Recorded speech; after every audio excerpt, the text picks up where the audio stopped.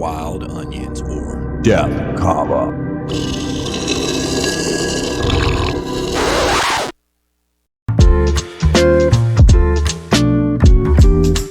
So I'm walking to my mailbox to grab my mail, and I happen to look down and I see an interesting plant growing underneath my mailbox. And I'm thinking to myself, whoa, that's awesome. I got some wild onions growing. But then I thought to myself, are these wild onions? Or are they? Death, comma. on a second, wait, because wild onions grow all throughout the world, especially here in Texas. So how exactly does one differentiate whether or not this is a wild onion or Death, comma. did a massive amount of research, but unfortunately it just kind of left me confused. Well, where do I go from here? Then I had a eureka moment. One of the most obvious differences is the smell. Wild onions have a strong pungent odor that is kind of similar to domestic onions. In contrast, death commas have a more mild or grassy smell. You can also differentiate the two plants by their leaves. Wild onions have long, slender leaves that are flat and often pointed on the tip. Death canvas, on the other hand, have shorter, broader leaves and that are rounded at the tip. So I decided to go ahead and let's dig this booger bear up.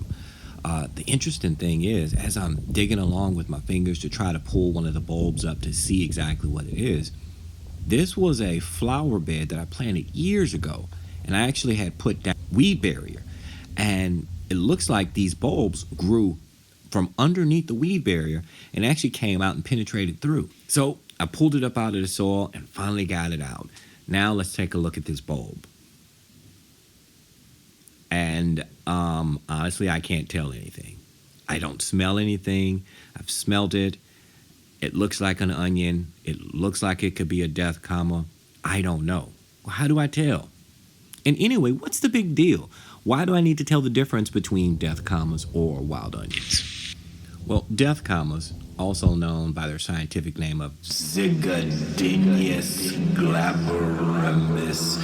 Yeah, try saying that 3 times fast. Fragile.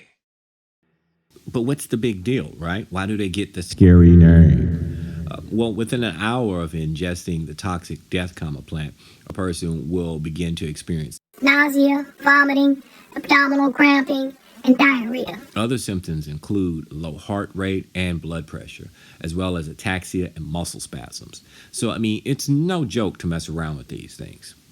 Especially if you have livestock around. You definitely don't want your sheep or cattle or any other livestock you might have eating this. So again, how do you tell? Well, right now, I can't honestly differentiate the two. So what I'm thinking about doing, and another recommendation, is that you should check by the flowers. Wild onions produce small white or pinkish flowers that are arranged in a cluster at the top of the plant. Death commas, on the other hand, has a small yellow flower that's arranged in a spike-like structure. In general, it's best to avoid eating wild plants unless you're certain what their identity is. So in this situation, you kind of want to wait for spring and just to play it safe. Better safe than sorry. Enjoy life, enjoy family, and enjoy your garden. Thanks for watching.